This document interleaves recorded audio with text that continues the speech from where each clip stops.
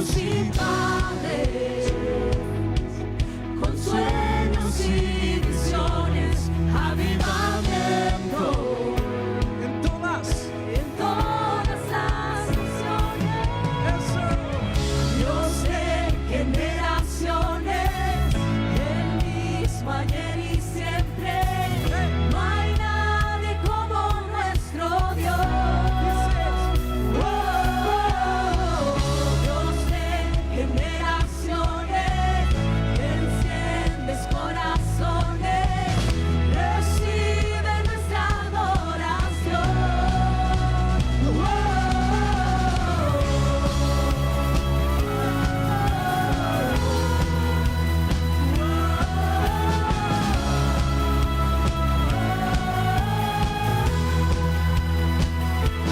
Hijos y padres, con sueños y visiones, avivamiento en todas las naciones. Hijos y padres, con sueños y visiones, avivamiento en todas las naciones. Dios de generaciones, el mismo ayer y siempre. No hay nadie como nuestro Dios. Dios de generaciones, enciendes corazones, recibe nuestra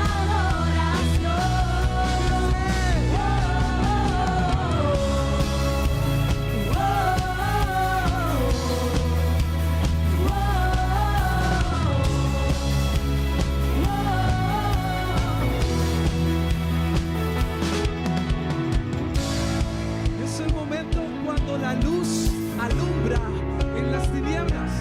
Y déjeme decirle algo, usted y yo somos luz gracias a la luz de Jesús, y esta tiene que alumbrar.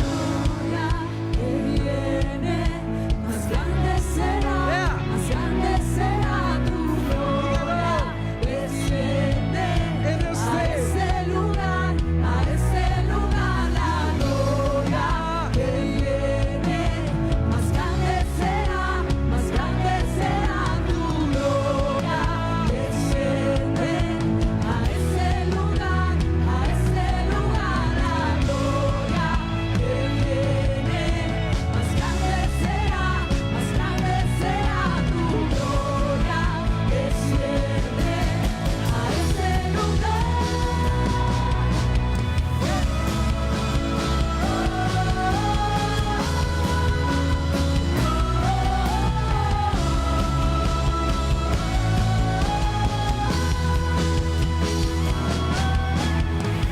Dios de generaciones, el mismo ayer y siempre. Dígalo. No hay nadie como nuestro Dios. Que se escuche fuerte, iglesia.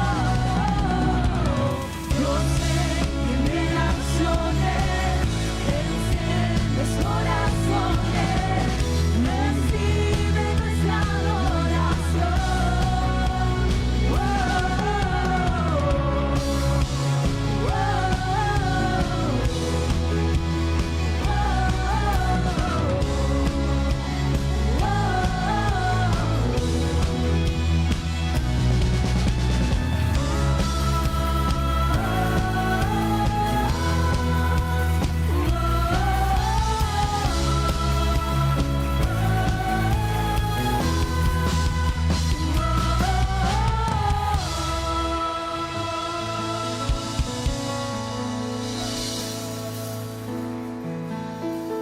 La gloria que viene, Dígalo como una oración.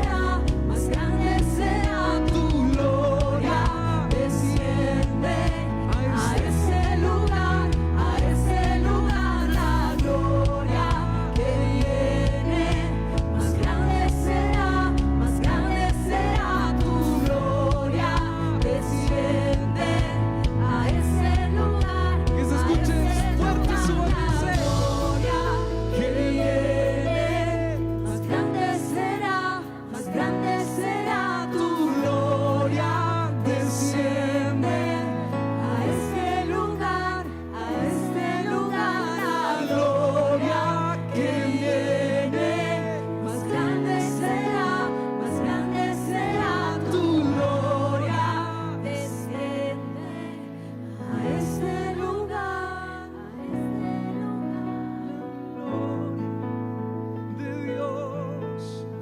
que viene más grande será. Sabemos que tú cumplirás tus promesas de Dios. Recibe gloria y recibe honor. Levante sus manos en alto ahí donde está.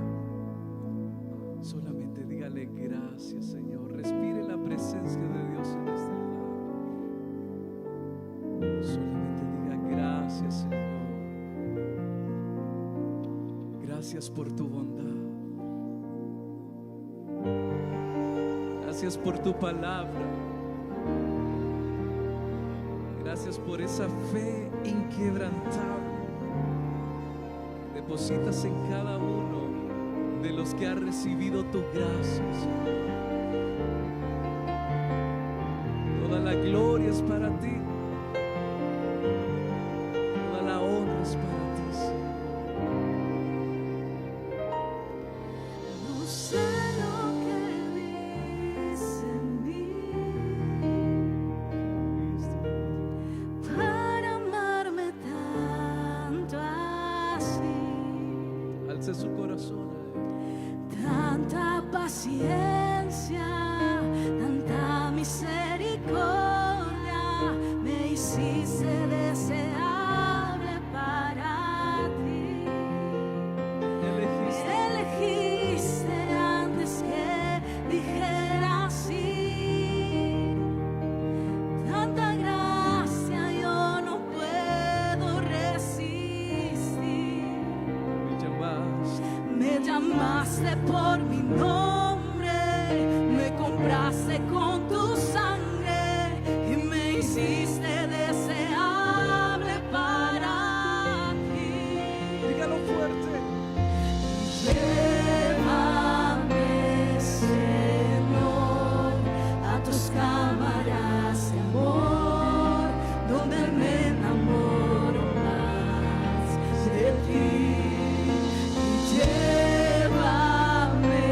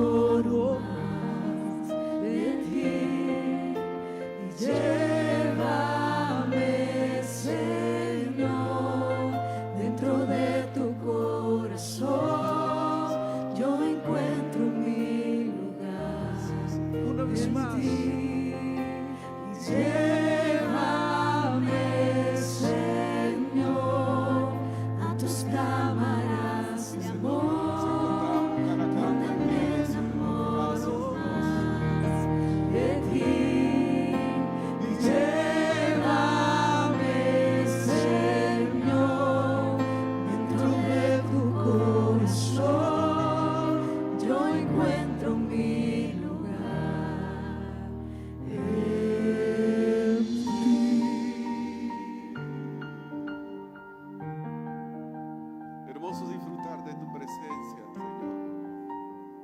Contentos de estar celebrando a ti, oh Dios. Es un tiempo de refrigerio esta noche, Señor, para cada uno de los que están aquí presentes, Señor. Bendito y exaltado sea su nombre, Padre, por siempre y para siempre. Amén y amén. Amén. Pueden sentarse, hermanos. Qué tiempo más hermoso, ¿verdad? Adorar al Señor, al que lo dio todo por nosotros. Que Dios siga bendiciendo sus vidas, contentos en esta noche. Amén. Qué bueno. En el tiempo pasado, antiguo, celebrábamos otras cosas, pero nosotros celebramos el tiempo de la Reforma.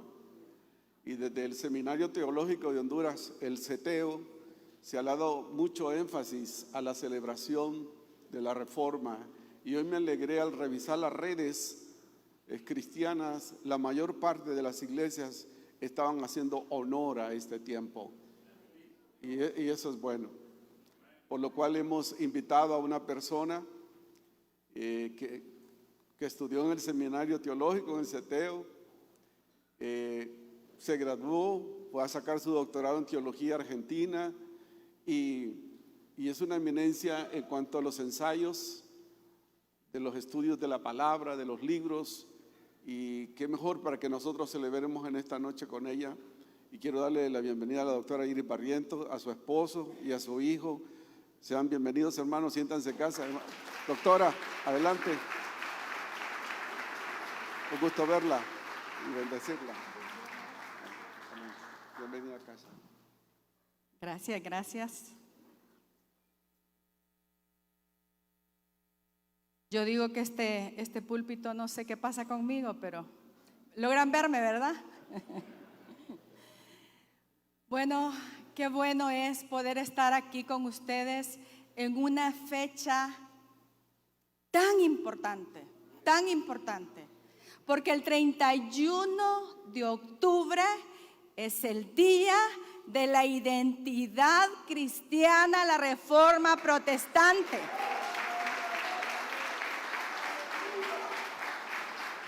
El 31 de octubre ha habido otra celebración que ha querido opacar un hito extraordinario en la historia de la iglesia y por la cual hoy me he deleitado aquí al frente escuchando a los salmistas.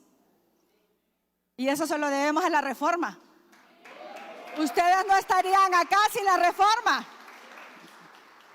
Y el que yo esté aquí hoy, en este momento, también se lo debo a la Reforma.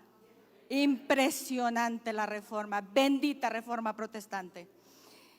Y yo quiero decirles, quiero hablar un poco de esa gran herencia cristiana. No sé si podemos proyectar el texto bíblico, Hebreos 4:14 al 16. Quiero que presten mucha atención a este pasaje que creo que ustedes ya se lo saben, pero hoy quiero hablarlo en el marco de la Reforma Protestante. Por tanto, teniendo un gran sumo sacerdote que traspasó los cielos, Jesús, el Hijo de Dios, retengamos nuestra profesión. Sigamos. Porque no tenemos un sumo sacerdote que no pueda compadecerse de nuestras debilidades, sino uno que fue tentado en todo según nuestra semejanza, pero sin pecado. Quiero que lo repitan conmigo, por favor. Acerquémonos pues confiadamente al trono de la gracia para alcanzar misericordia y hallar gracia para el oportuno socorro. Un aplauso a ese pasaje. Y ustedes se dieron cuenta cómo ustedes coincidieron conmigo, ¿verdad? Hablaron de esa gracia maravillosa, de esa misericordia de Dios. Así que estamos conectados en el Espíritu como siempre, los hijos de Dios, en todos los tiempos. Y yo quiero hablarles de esa gran herencia. Vamos a ver ahí algunos datos importantes. Es cierto que cuando hablamos de la Reforma Protestante, identificamos a un personaje detonante. Y ese personaje detonante se llama Martín Lutero. Pero la Reforma no solamente se la debemos a Martín Lutero. Él es el personaje detonante. Él es el que le pone la chispa a la dinamita. Pero después esa dinamita se expande por todos lados debido a toda una comunidad, vamos a decir, de reformadores que se va a dar en todo ese momento. Y entre esos reformadores podemos mencionar a Juan Calvino, a Bucero, a Melanchthon, a Zwinglio, a Thomas Münster y muchísimos más.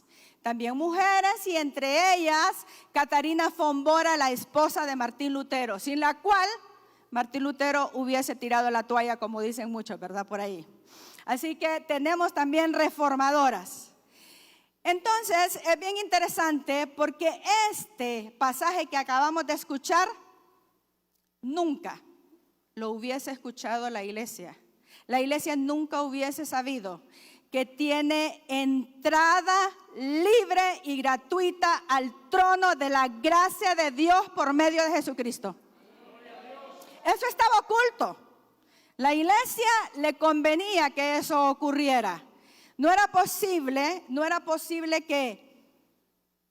que la gente lo supiera, porque cuando nos acercamos a la Biblia y podemos tener esa interacción con la Biblia es la propia palabra de Dios que habla a nuestro espíritu, a nuestra mente y nos libera totalmente.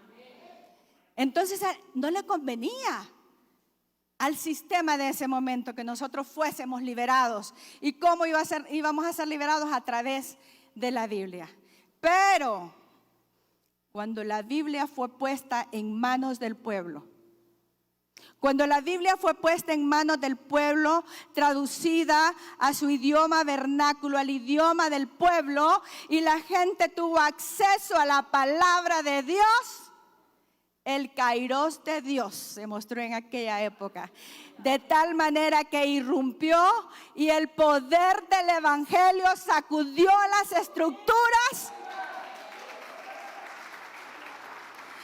de tal manera que esa revolución la tenemos hoy todavía. Y esto no va a pasar porque el cielo y la tierra pasarán, pero su palabra nunca va a pasar.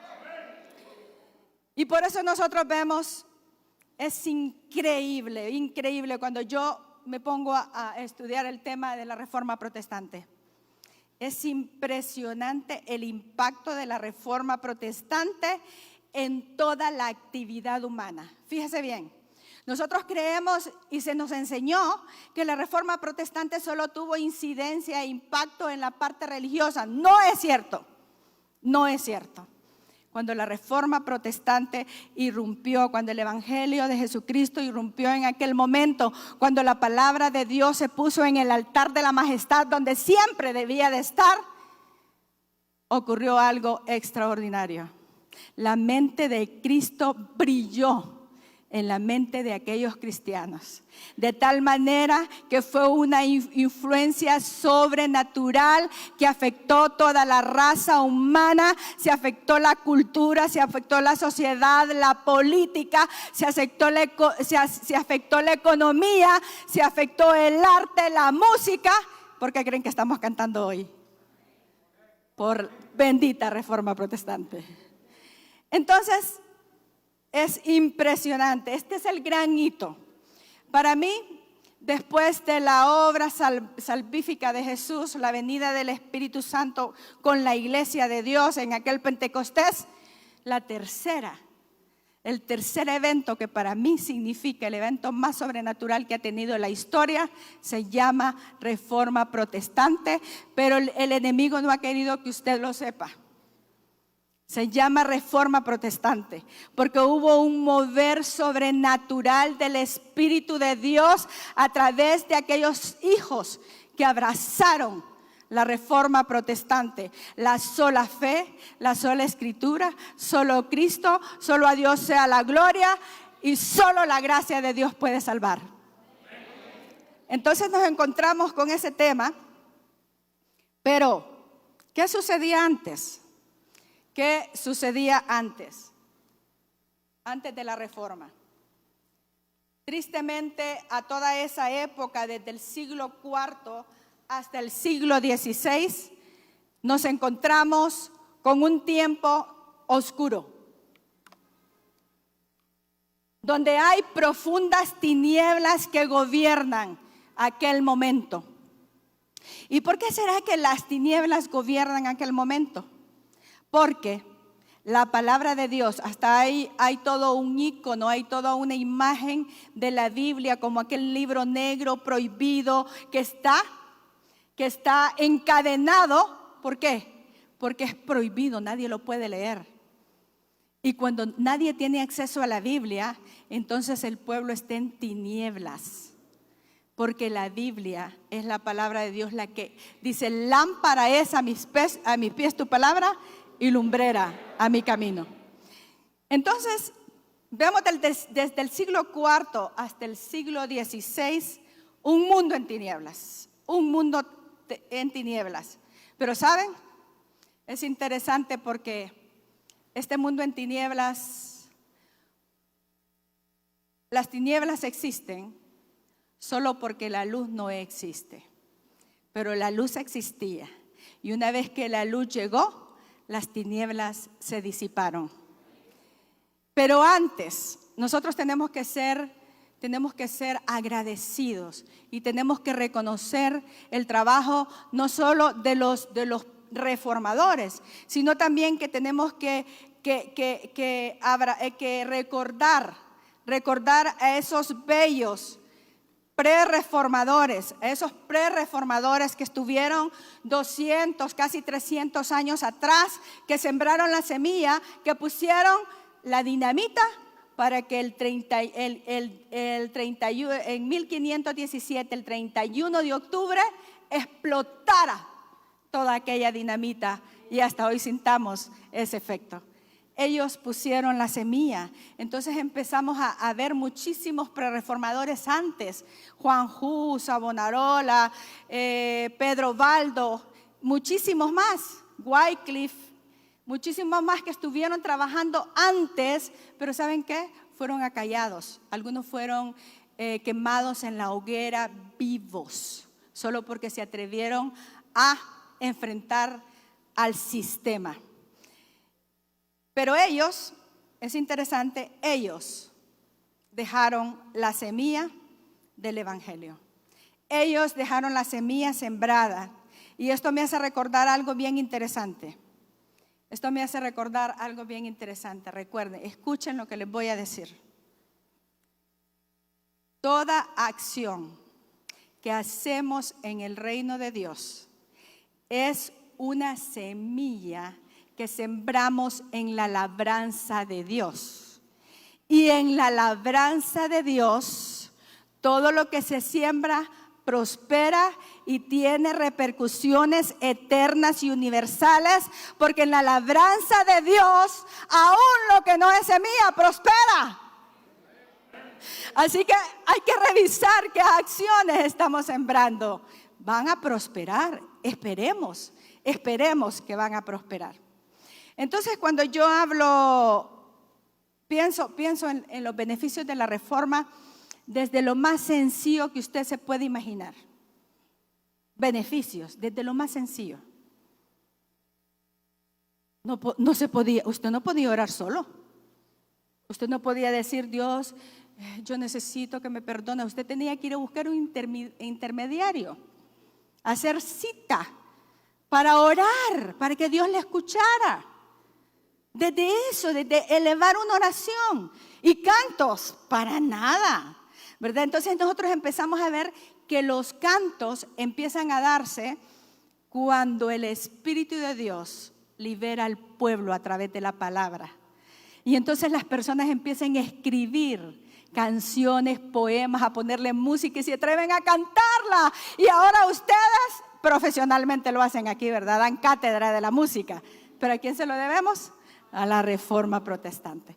Y hay tantos beneficios que yo podría decirles: leer la Biblia, el hecho que en la Europa de ese momento el analfabetismo tenía un altísimo índice, y que cuando se pone la Biblia en las manos del pueblo, se convierte en el texto para educar. Y las personas empiezan a leer, empiezan a civilizarse, porque la palabra de Dios aviva a cualquiera que lo lea, la lee. Entonces es bien interesante. Pero yo quiero que vayamos, porque después de haber estudiado la Reforma cerca de 30 años, no crean, todavía estaba niña cuando yo lo hacía.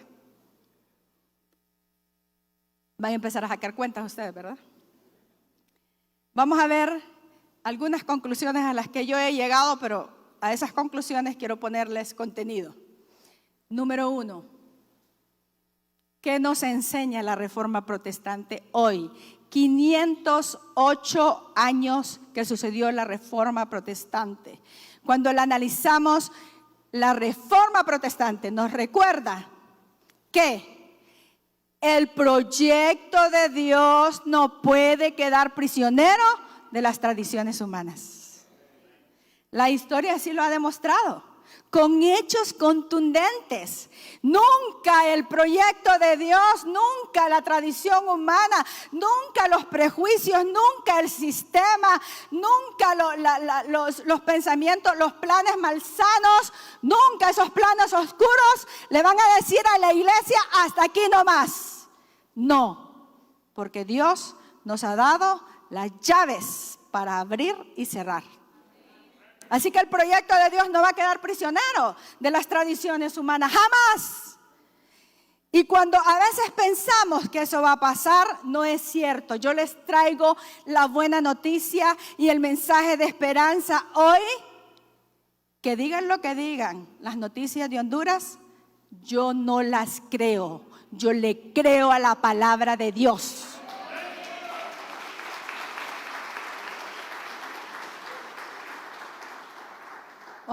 Imagínense ustedes, cuántos años, saquen cuenta, cuántos años de tinieblas. Nacía una generación, nacía en tinieblas. La Biblia estaba escondida. La curia papal controlaba, tenía el monopolio de la interpretación. Cuando la curia hablaba ex cátedra. ¿Qué quiere decir eso? Que no se equivocaban.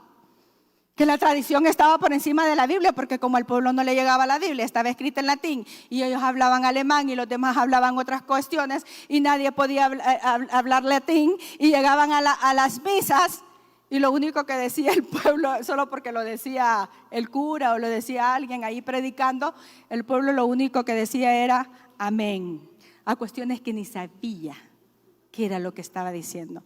Una ignorancia salvaje, impresionante.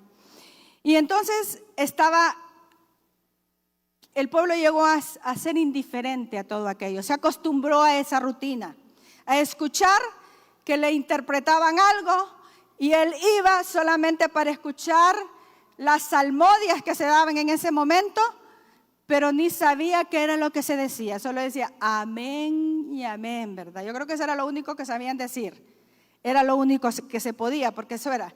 Y había una impotencia de aquellos que querían ver el cambio, porque siempre, escúcheme bien, en la historia de la iglesia, siempre, en la historia de la humanidad y en la historia de Dios, porque la historia solo es una, siempre ha habido un remanente que está incómodo con el sistema, que está incómodo con las estructuras. Y ese remanente, esos obsesionados, esos empecinados, esos indomables, son los que van a hacer la diferencia. ¿Cuántos indomables hay acá? Indomables ante el sistema, ¿verdad? indomables. Y entonces vemos entonces aquella impotencia de unos que nacían y decían no se pudo. Por muchos siglos se intentó cambiar el status quo de ese momento. Por muchos siglos. Y salían a la palestra y morían. Pero lo que ellos no sabían es que en la labranza de Dios ninguna semilla se pierde. Porque en el kairos de Dios vamos a ver los resultados. No se pierde nada. Y entonces mirábamos a la iglesia un enriquecimiento extraordinario de la iglesia, enormes basílicas que se construían adornadas con oro, con plata, con lo mejor, con esmeraldas, obras arquitectónicas asombrosas, y mientras tanto no se conformaban con eso. Y salía Juan Tetzel con su arca y le decía al pueblo, la gente hacía fila. Y Juan Tetzel con aquella caja, aquella arca decía, en cuanto la moneda cae en el arca, un alma del purgatorio es sacada. Pobrecito, ¿verdad? Y lo creían. ¿Saben por qué lo creían? Por la ignorancia, por la falta de educación. Porque la educación libera. La educación libera. No podemos, ¿verdad? ¿A quién le conviene tener a personas ignorantes? Ya sabemos, ¿verdad? Entonces la gente hacía fila para comprarse un certificado de salvación. Oiga, qué bueno. Los que tenían billuyo, como dicen en mi pueblo, podían comprar la salvación, ¿verdad? Iban y pagaban, vendían, algunos se quedaban pobres pagando, ¿verdad? Y decían, ven, me acuerdo que tengo, y le decían los que comercializaban con la fe, y ya solo pagaste por tu hija, por tu hijo, pagaste por vos y pagaste por tu... Y a ver, y no tendrás allá por allá, porque ya le había visto que todavía le quedaba algo, ¿verdad? No tendrás allá por un primo que necesita salir del purgatorio. Sinceramente, era terrible. Esta situación era terrible. Entonces la pobre gente estaba en ignorancia porque no tenían educación. Y la educación estaba prisionera, estaba esclavizada. ¿Dónde se educaban las personas que se podían educar? En los monasterios, ahí en las catedrales, ahí. Y si una persona se atrevía a decir algo diferente a lo que la iglesia creía, pobrecita, mejor no hables. Si amas tu vida, no digas tus descubrimientos, porque no había autonomía de pensamiento. Lo que Dios nos dio cuando nos creó y nos dio la imagen y semejanza. Somos libres para elegir y para decidir. Incluso yo puedo elegir cómo sentirme hoy. Algunas personas,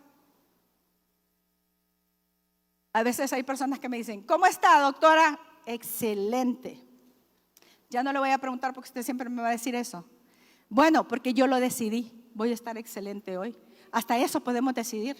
Hasta eso lo podemos decidir cuando nos levantamos. Entonces, ¿cómo está? Súper. ¿Y cómo se siente? No, todo va de viento en popa. Viento en popa. Bueno, es que yo me muevo en el reino, me muevo en una dimensión diferente. Yo veo las cosas que no son como si fuesen. No mirando las cosas que se ven, porque las cosas que se ven son temporales, más las cosas que no se ven son eternas. Así lo dice Corintios, yo no sé, ¿verdad? Yo solamente repito. Y siempre hubo personas que salieron en defensa de la fe. El proyecto de Dios nunca. Parecía que el sistema iba a poder, pero ¿quién se va a oponer ante Dios? ¿Quién se va a oponer ante el creador de los cielos y de la tierra? ¿Y quién se va a oponer ante Dios que ha insuflado en el espíritu del hombre esa certeza de que Él vive y que Él es capaz de hacer cualquier cosa que nosotros creamos en favor de la humanidad y en favor de nuestro pueblo? Así es, claro que así es. Entonces, interesante porque, miren qué cosas. La fe siempre fue amenazada. De hecho, las cartas paulinas, las cartas de Juan, todas esas cartas que ustedes leen fueron escritas para responder a un momento difícil de la iglesia, cuando estaba en peligro la doctrina de Dios. Asimismo, ¿y quiénes salieron ahí? Los que escribieron las cartas, dando respuesta. Y asimismo encontramos aquellos apologetas cuando se habían levantado tantas filosofías, cuando se habían levantado tantas ideologías en la historia de la humanidad. Salieron los apologetas y defendieron la fe, no con piedras y palos, sino con argumentos fidedignos. Porque siempre hubo empecinados por el Señor, siempre hubo apasionados por Dios, siempre hubo tercos por la fe. Así que yo soy terca por eso, no terca por otras cosas, ¿verdad? Entonces, qué bonito. ¿Y qué pasaba? Aparecían, y así vemos a los profetas. Cuando el proyecto de Dios estaba siendo amenazado, ellos salían para denunciar las injusticias, para anunciar un nuevo sistema en la vida. Y hay un profeta que a mí me llama la atención bastante. No sé si ustedes han tenido la oportunidad de leer el capítulo 20 de Jeremías.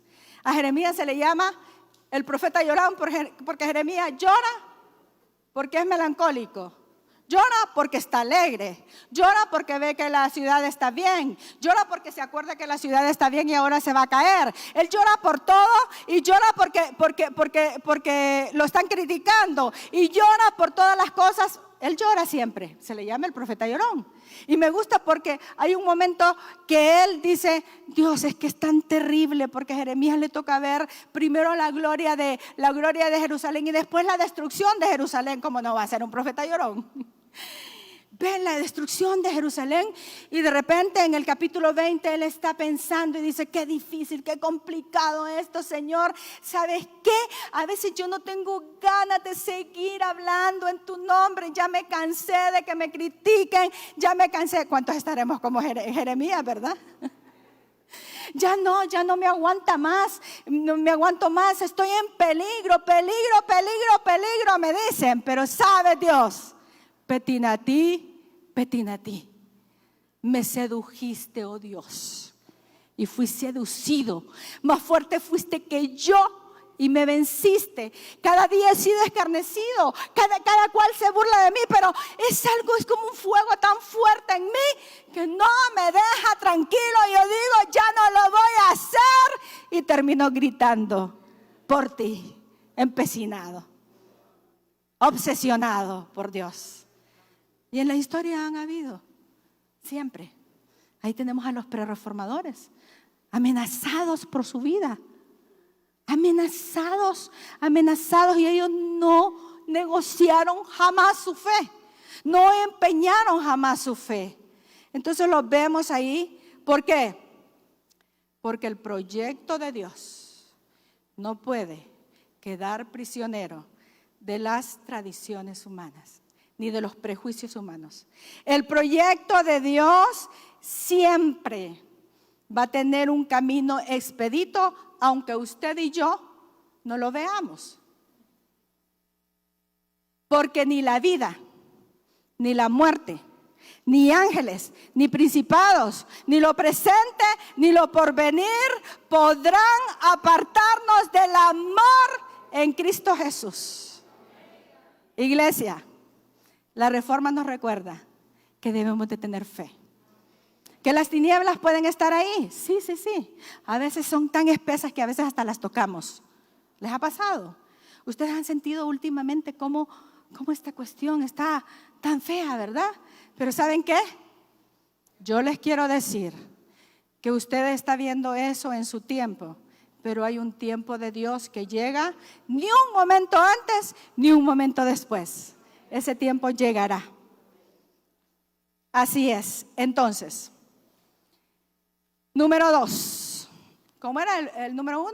Conclusión. ¿Vieron la conclusión? Bueno, ahí vamos por la segunda conclusión. Lo micro es el fermento de lo macro. Pequeñas cosas intencionales pueden lograr efectos extraordinarios. Ese es un principio universal. ¿No nos ha pasado que a veces empezamos el ministerio limpiando una silla? Es que en Dios no hay chiquito ni grande. Para Dios todo es igual. Lo que cuenta es sus intenciones y su actitud. Y la excelencia que le demos al trabajo en Él. Porque para Dios no es más grande lo que yo estoy haciendo, que muchos de ustedes, la hermana que me ¿cómo se llama? Me encontró ahí y me sirvió y me dijo, yo la voy a atender. Qué trabajo el que está haciendo. Impresionante. Es un trabajo de reino. Y el limpiar la silla de la iglesia también es un trabajo de reino, igualito a la predicación. Igualito a la predicación. Entonces yo aquí estoy porque, bueno, Dios quiso que yo les diera esto, pero ustedes han hecho mejores cosas que yo muchas veces. ¿Qué cosas, no? Los prerreformadores nos enseñaron bien que lo micro es el fermento de lo macro, y la Biblia lo dice de una forma contundente. La Biblia dice que el que en lo poco es fiel, Dios lo va a poner en lo poquito. En lo mucho lo pondré. Porque lo micro es el fermento de lo macro. Dios nos encarga una tarea y si la hacemos bien, pasamos la prueba. Siguiente nivel. Mientras no la haga bien, ahí se va a quedar haciéndola hasta que la haga. Siguiente nivel. Y así vamos por esos niveles. Siguiente nivel. Uno no sabe qué está haciendo. Por eso todo nuestro corazón debemos dedicarlo y volcarlo en cualquier actividad que hagamos, ya sea en el escritorio, escribiendo una carta, escribiendo un memorándum, lo que sea. Tenemos que hacerlo con excelencia, porque nosotros no trabajamos para los seres humanos, nosotros trabajamos para el Dios creador de los cielos y de la tierra.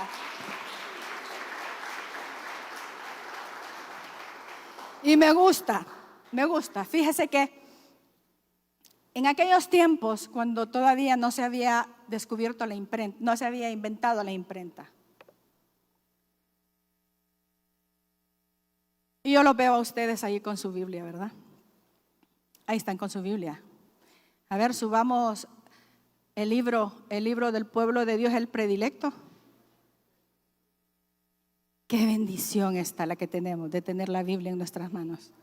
Pero en aquel tiempo, no estaba la Biblia. Era un monopolio ahí escondido. Pero, ya hablamos, ¿se acuerdan, verdad? De los obstinados estos. Hubo muchos ahí en medio de la iglesia, ¿verdad? Porque la cuña para que soque, como dicen en mi pueblo, debe ser del mismo. Bueno, de ahí, ¿verdad? Ahí salieron y entonces aprendieron bien los idiomas originales. Aprendieron a leer el latín y algunos que estaban incómodos ahí dijeron, ¿cómo es esto que no podemos leer la Biblia? Pero este pasaje, ¿verdad? Porque de tal manera amó Dios al mundo que dio a su Hijo unigénito para que todo aquel que en él crea no se pierda, mas tenga vida eterna. ¿Cómo es posible que esto lo van a ignorar? Entonces apareció allá un grupo que es muy sobresaliente, que son los valdenses. ¿Han oído ustedes la iglesia valdense? Bendita iglesia valdense. Viene de de Pedro Valdo, de Lyon o de Lyon, Francia, ¿verdad? Que este Pedro Valdo influenció a toda la gente que él pudo. Yendo casa en casa, la influenció de tal manera que empezó a predicar el evangelio clandestinamente.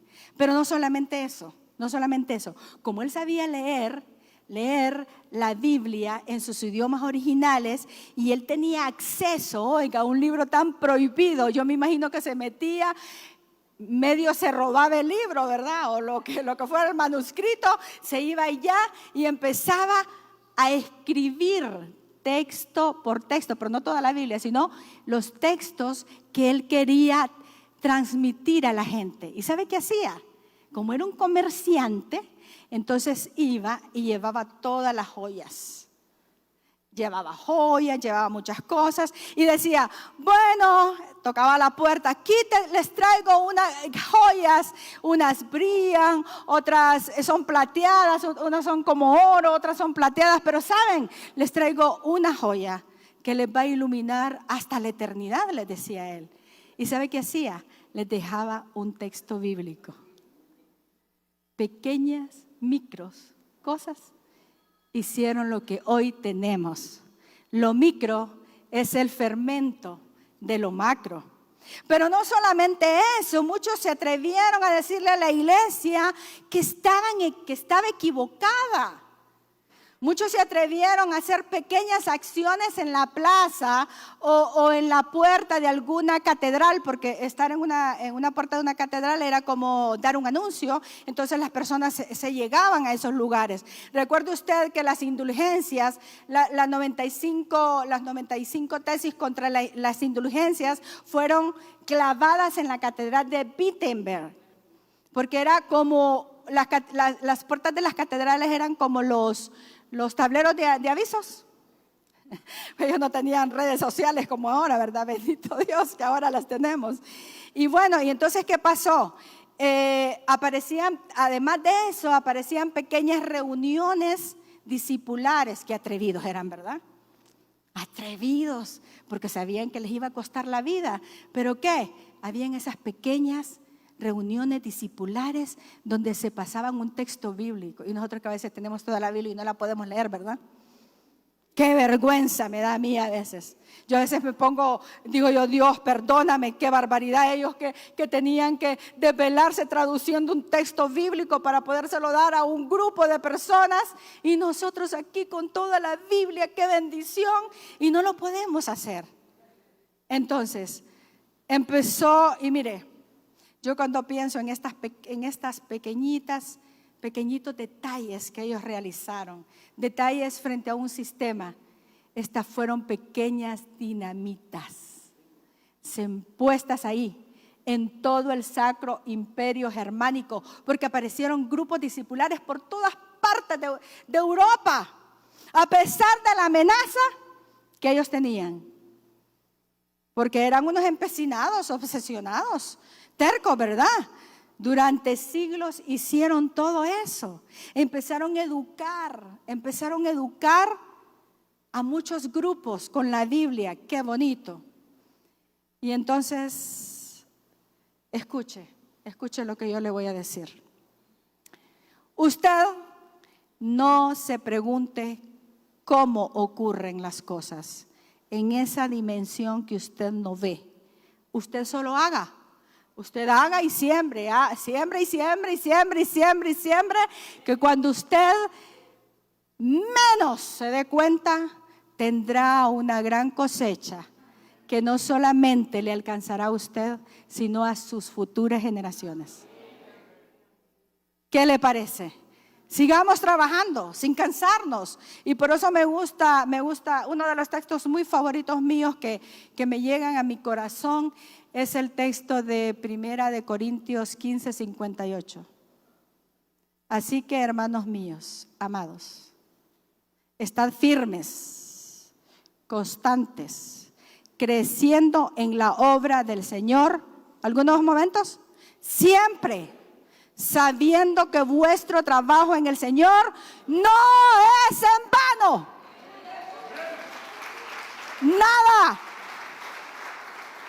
Nada que usted pueda decir y decir, ya estoy cansado, no puedo, ya no quiero, porque siento que es en vano lo que estoy haciendo. Se equivocó. Nada en el Señor es en vano. Nada. Y yo no sé a cuántos les está hablando el Señor hoy en esta noche, ¿verdad?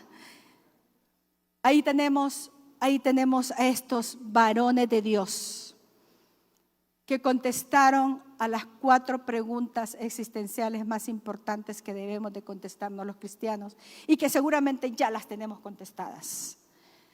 Preguntas que En la historia de la humanidad, aquellos que no se han sabido contestar estas preguntas siempre han estado flotando en un vacío sin fondo.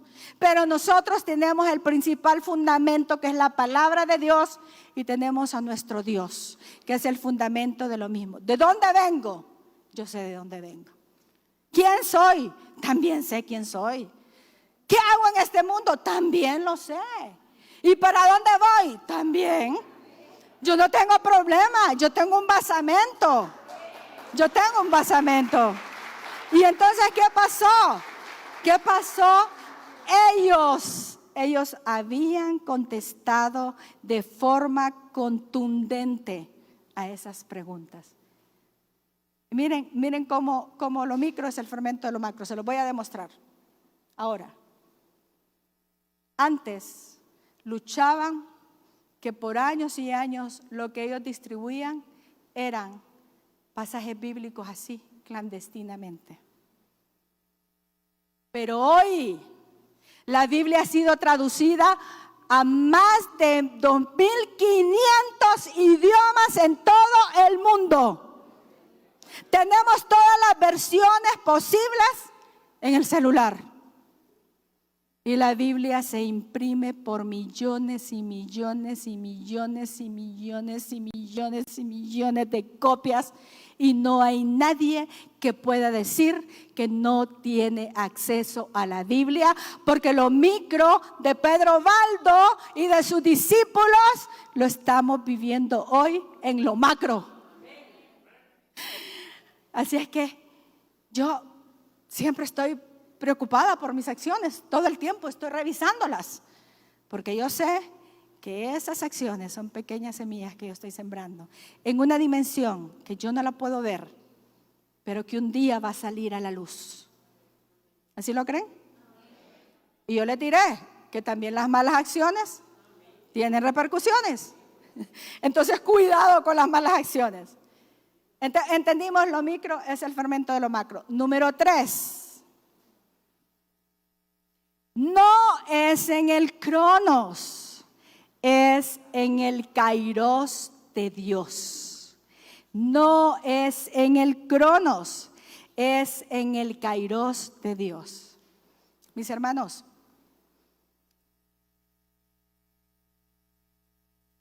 ¿cuántas veces a ustedes le pasó esto?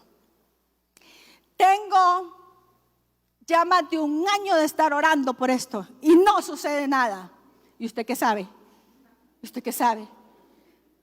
Aunque no veamos en lo visible, debemos estar seguros que hay una revolución en el mundo invisible, que se manifestará en el kairos de Dios, en el tiempo de Dios. ¿Estamos de acuerdo? ¿Sabe por qué? Porque usted tiene que aprender sabiduría del proceso. Grábese esta palabra.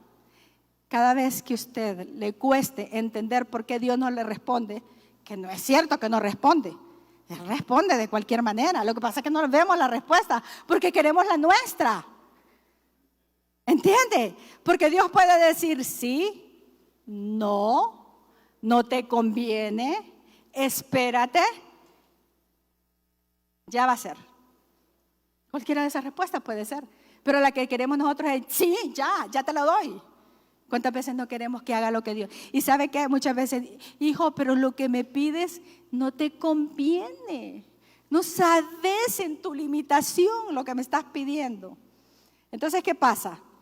El cronos es el tiempo humano. El que está condicionado por las agujitas del reloj. Mire, desde que yo entré aquí, lamentablemente, ya soy un poquito más vieja y ustedes también. Desde que yo me paré aquí, era más joven cuando llegué acá. ¿Es cierto, sí o no? Sí, lamentablemente, ese cronos es inexorable. Tremendo ese cronos. Y ese cronos, dice, está medido por los segundos, los minutos, las horas, los días, las semanas, los meses, los años, los siglos. Es Él el que va midiendo todo eso. Y a veces queremos que en ese cronos Dios actúe, pero Dios no se limita por el cronos, porque Él no tiene ni tiempo, Él no está ni limitado ni al tiempo ni al espacio, porque Él mismo es el alfa y la omega. Él mismo es el tiempo y el espacio, y pues son categorías que tenemos que mencionar desde lo humano porque no sabemos cómo decir lo que es la eternidad. Pero yo me puedo imaginar a esos prerreformadores. Piense usted en eso. Oh, ya pasaron tantos siglos de estas tinieblas, pero yo voy a seguir actuando, no importa que me maten. No sé, pero había una revelación especial en ellos. Ellos sabían que ellos lo que hicieran lo estaban haciendo en un cronos, pero eso lo iba a tomar Dios en su kairos para cumplirlo. Y es interesante, miren lo que sucede, lo que sucedió. Pasaron muchos días, muchos años y siglos sin que algo espectacular se mostrara y que fuera evidencia que Dios estaba actuando. Pero ellos sabían que el cronos se les oponía, su vida física se gastaba y aunque el cronos le ponía un ultimátum, porque muchos de ellos le dijeron, hasta aquí llegas, de hasta aquí, ellos sabían que en el kairos de Dios iban a superar todos los cronos y que en algún momento de la historia se iba a dejar ver contundentemente ese kairos de Dios. En su tiempo no estaban las condiciones, pero cuando Martín Lutero aparece en la palestra, todas las condiciones están confluyendo para el beneficio de la obra de Dios. Tanto es así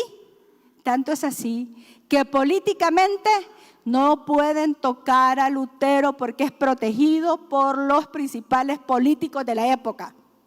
Si Lutero hace lo que hizo el 31 de octubre de 1517, 200 años atrás, le cortan la cabeza.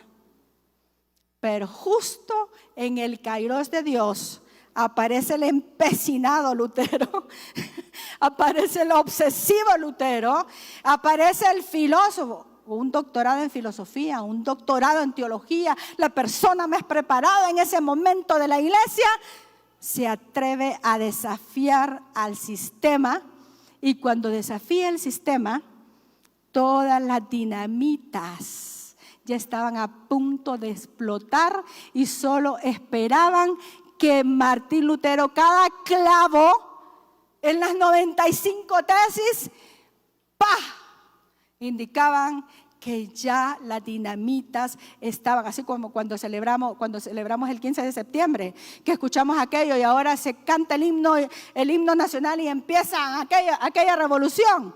Exactamente, bueno, no exactamente, mejor, 10,000 veces mejor, ¿verdad? Cada clavo que él ponía con las tesis era un anuncio que el kairos de Dios estaba dejando ver en aquel momento, de tal manera que hubo una revolución y no solamente en la historia, sino en toda la civilización humana. Y hoy usted y yo estamos viendo ese estruendo.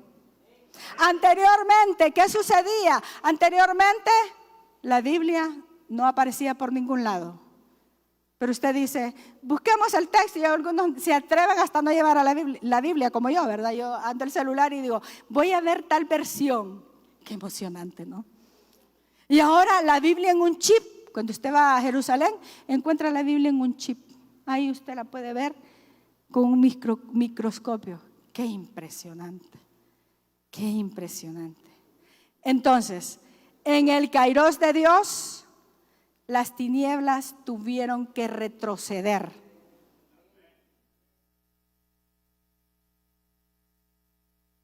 Ellos seguramente algunos murieron pensando, morimos de balde, estamos muriendo de balde.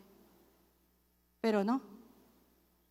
la oscuridad tuvo que huir ante la luz inefable del Evangelio de Jesucristo.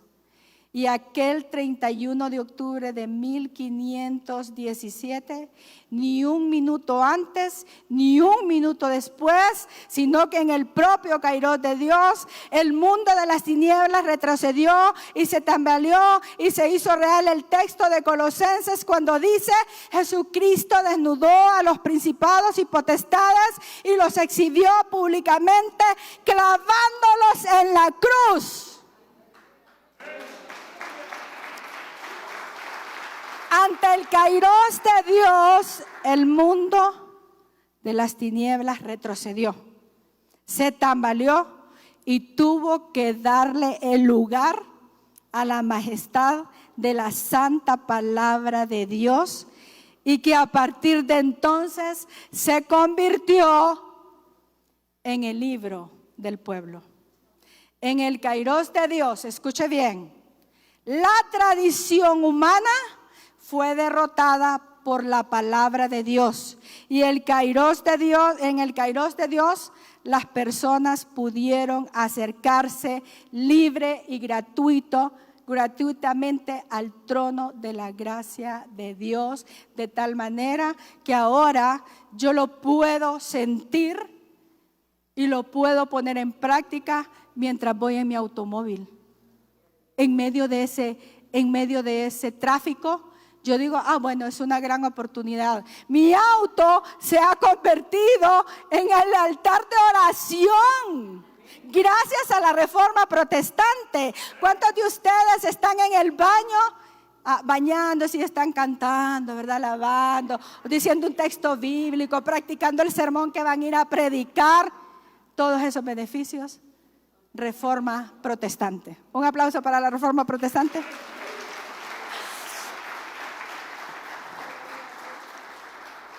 A ver si me dicen la primera conclusión.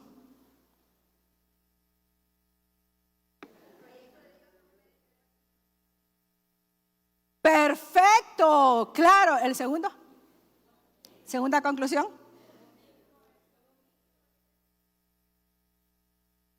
Lo micro es el fermento de lo macro. Tercera. Quítemelo, por favor. Pongamos la cuarta. No es en el cronos, no es como usted lo quiere, en su tiempo, no. Es que su tiempo es limitado, es imperfecto, pero el tiempo de Dios es perfecto. Así que si usted ha estado pidiendo algo, luchando por algo, tiene un proyecto, no se dé por vencido, porque usted lo está haciendo en el cronos, pero hay una dimensión que lo está registrando. A veces pensamos que estamos trabajando en vano, pero hay una dimensión que no se pierde nada y se va sumando y sumando y sumando hasta que la dinamita explota en el Kairos de Dios. Amén. Bueno, vamos con el cuarto. El cuarto.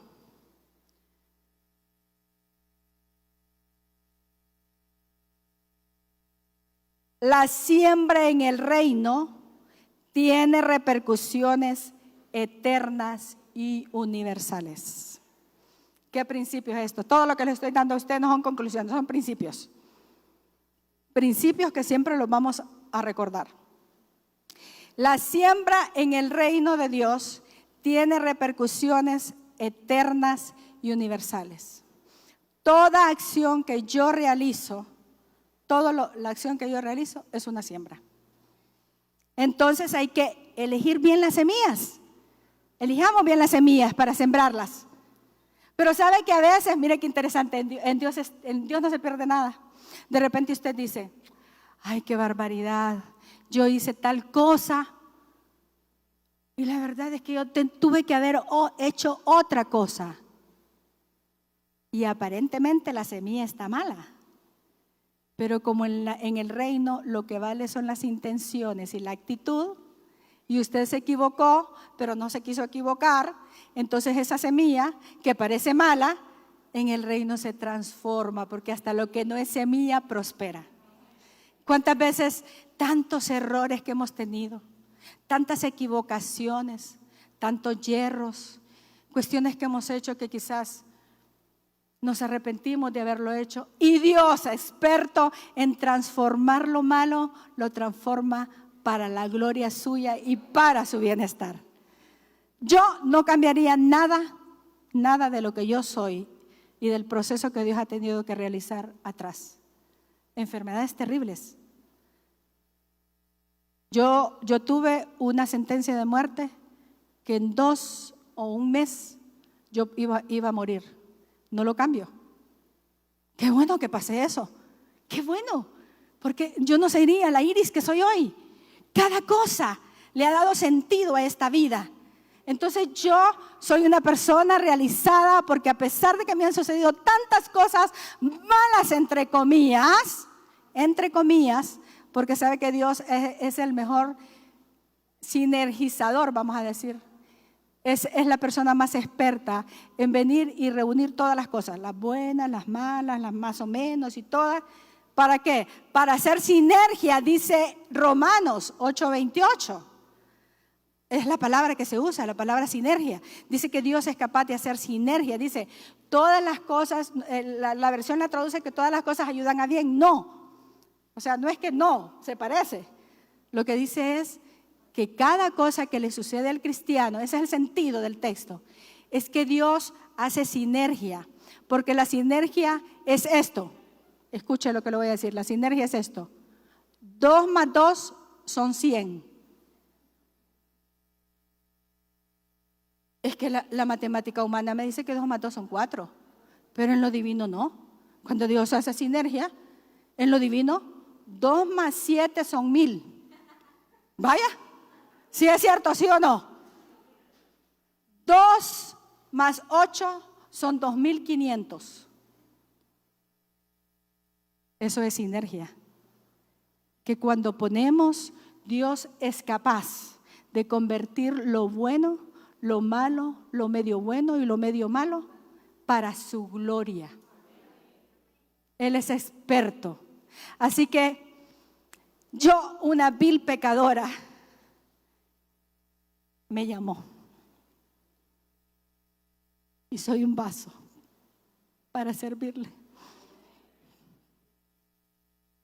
Y le voy a servir hasta que Él diga que ya cesará mi vida en este lugar, en esta tierra. Porque yo le voy a servir toda mi vida hasta el último hálito que yo tenga. Porque es lo mejor que me ha pasado en mi vida.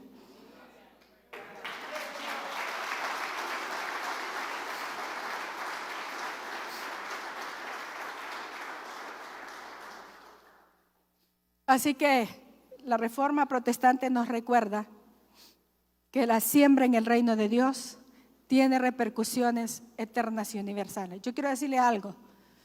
Dice algunos textos del Antiguo Testamento que las maldiciones de Dios alcanzan hasta la 4ª generación, pero las bendiciones de Dios hasta 1000 generaciones. Y nosotros somos recontra, como dicen los argentinos. Nosotros somos súper bendecidos. Súper bendecidos. Imagínese usted, si las bendiciones alcanzan hasta 1000 generaciones, mi hijo que está acá, a él le alcanzan las bendiciones. Pero las bendiciones de él a 1000 generaciones. Y las bendiciones de los hijos de él hasta 1000 generaciones. Eso significa que somos bendecidos hasta la eternidad. Infinitamente. Entonces, qué bello, qué hermoso. 500 años de la Reforma Protestante. Todos los cristianos, escucha bien, anteriormente solamente la curia papal podía servir, pero desde hace 508 años, nosotros, usted y yo, ejercemos el sacerdocio universal de los creyentes, que era algo que estaba en la Biblia, algo que la Biblia dice que ustedes son pueblo escogido, real sacerdocio, nación santa, pero nos habían dicho que no. Pero vino la reforma y nos recordó ese principio que tenemos, ese beneficio que tenemos. Y con este sacerdocio universal, entonces, los pastores, ¿verdad? Pueden ser padres de familia y ser pastores, eso no se podía antes. Usted servía en la iglesia y se quedaba célibe. Pero mire el hecho que hayan, mire, le voy a contar algo bien interesante, ya vamos a terminar. Les voy a contar algo bien interesante. Cuando la reforma protestante ocurrió, oiga bien, Martín Lutero era un monje, ¿verdad? Y su esposa era una monja. Y así empezaron, hubo una, ¿cómo se llama? Salieron volando todas las monjas de los monasterios a buscar a los monjes para casarse con ellos. Así que empezaron a casarse y a hacer parejas, monjas y monjes. Y esos fueron los reformadores. Y ese sacerdocio universal es que me permite a mí entonces, yo, Iris Barrientos, ser una ministra ordenada, pero tengo un hijo y un esposo. Bendita reforma protestante. Lo que se estaban perdiendo los curas.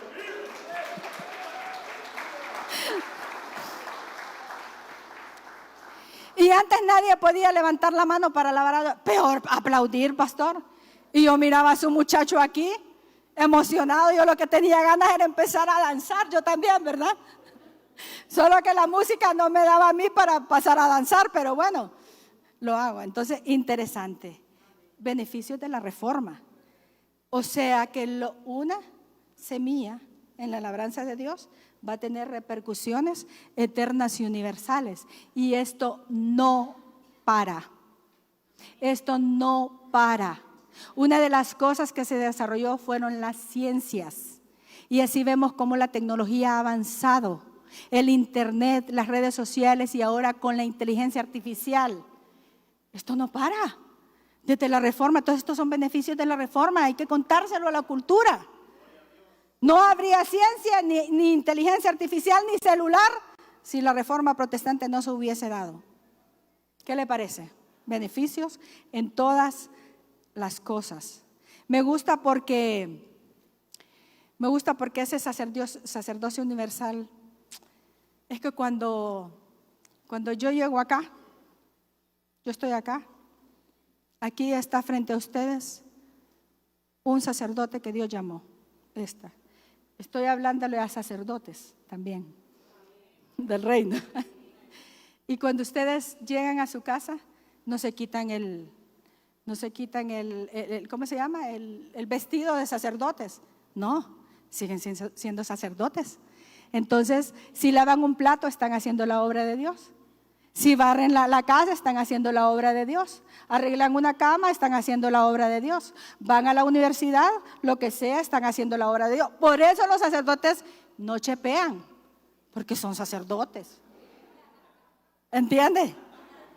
Entonces, el sacerdocio universal nos enseñó que ninguna actividad que nosotros realizamos es pagana. Nada. Todo es sagrado. Todo es sacrosanto.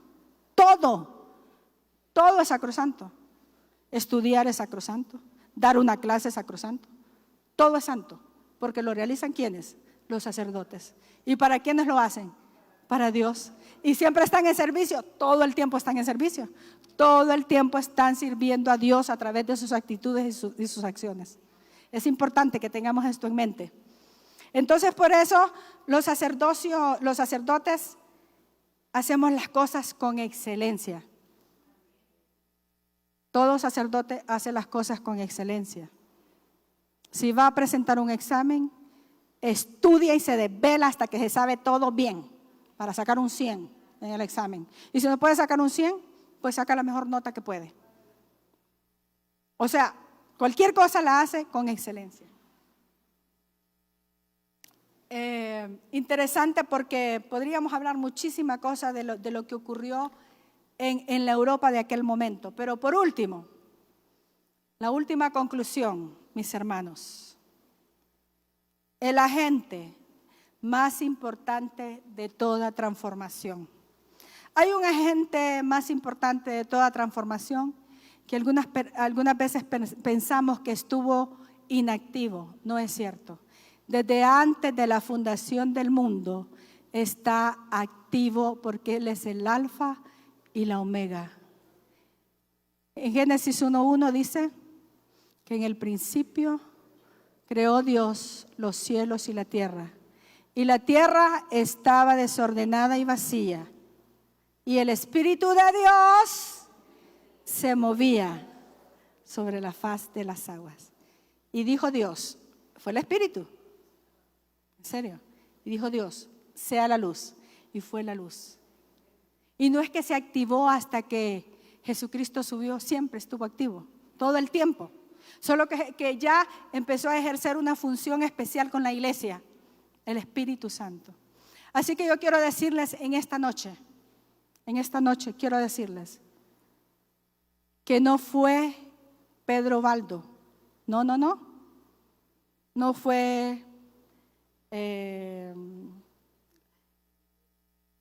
no fue Juan Hus, no fue Wycliffe,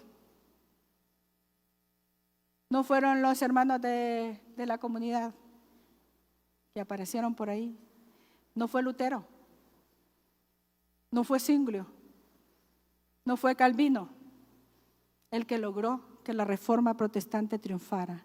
Fue el Espíritu Santo de Dios que ha estado desde antes de la fundación del mundo, porque Él es el alfa y el omega, y siempre estuvo con los pre-reformadores, estuvo con los reformadores, está con la iglesia hoy y estará hasta que nosotros lleguemos y estemos ante la presencia de Dios, y aún ahí seguirá hasta la eternidad con nosotros.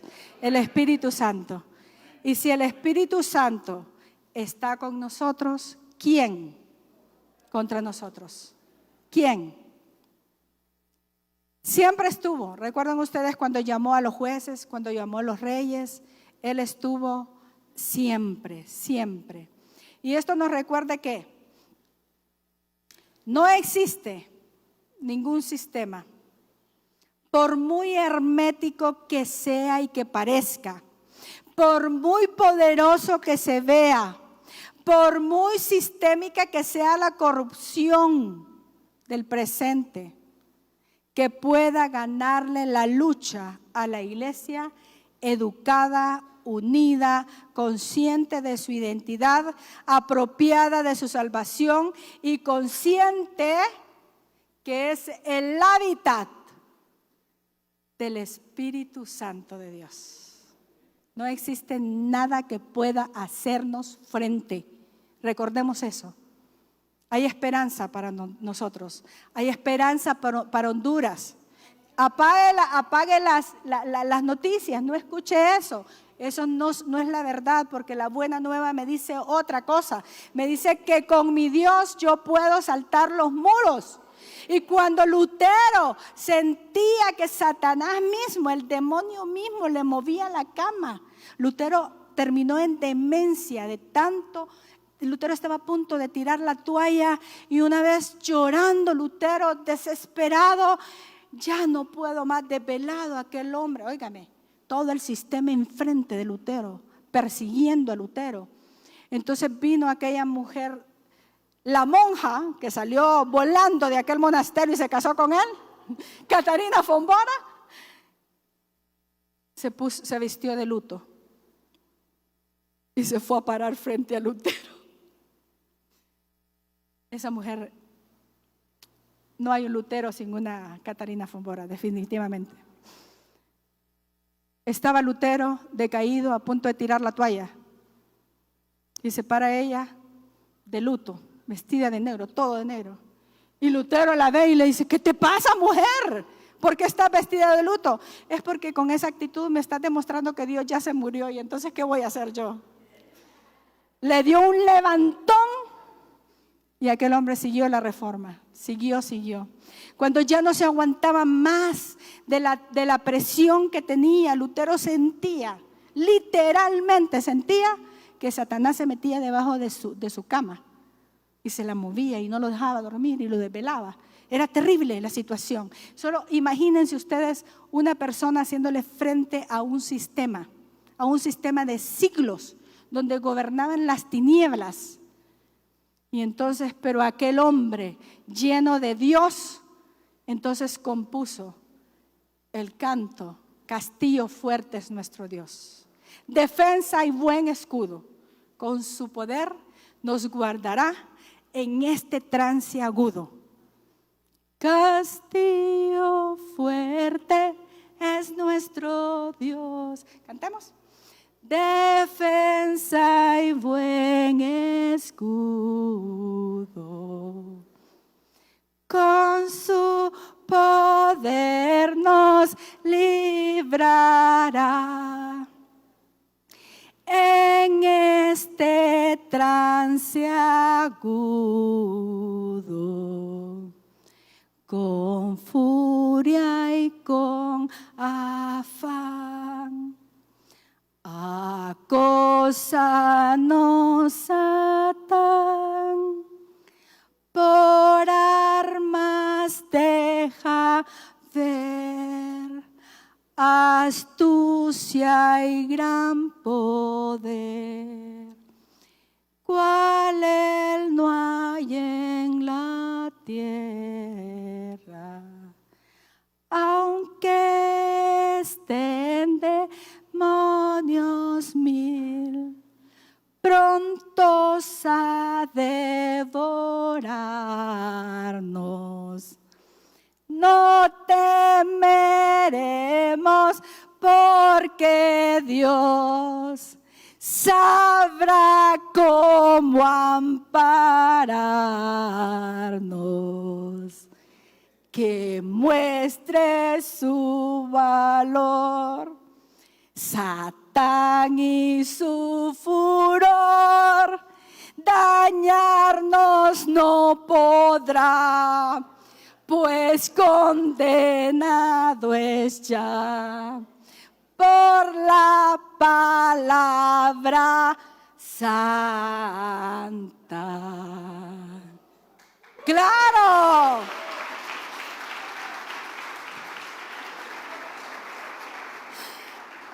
Y quiero pedirle perdón aquí a los cantantes, pero me emocioné y así con esta garganta, pero entendieron el mensaje, eso es lo importante.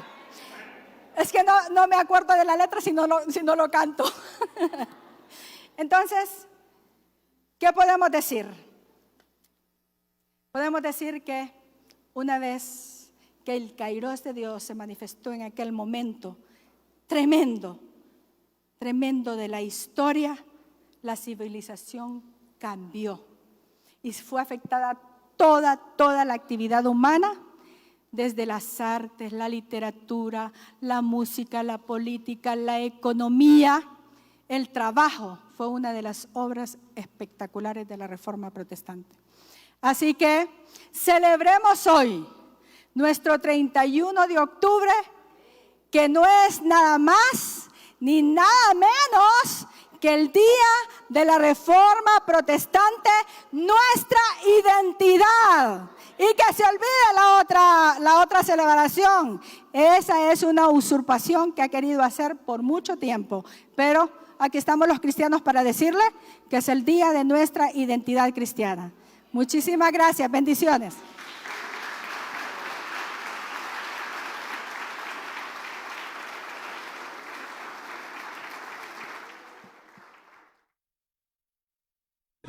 Le invitamos a sintonizarnos todos los viernes a las 6 de la tarde y reciba una palabra que edificará su vida.